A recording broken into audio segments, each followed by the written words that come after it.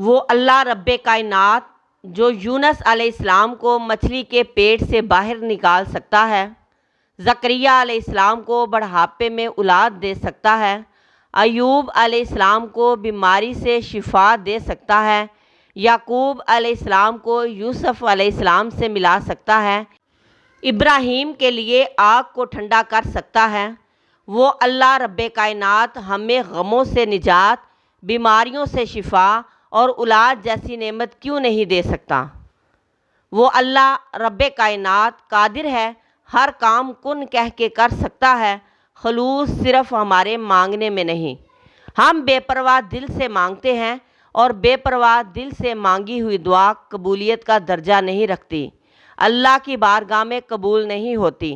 اللہ کے آگے بے بس ہو کر مانگو، اللہ تیرے علاوہ کوئی در نہیں، تیرے علاوہ کوئی دینے والا نہیں، تیرے علاوہ کوئی دے ہی نہیں سکتا، ہم نے تیرے در کے علاوہ کہیں اور جانا نہیں، تو ہی ہمارا خالق ہے، تو ہی ہمارا مالک ہے، قادر ہے۔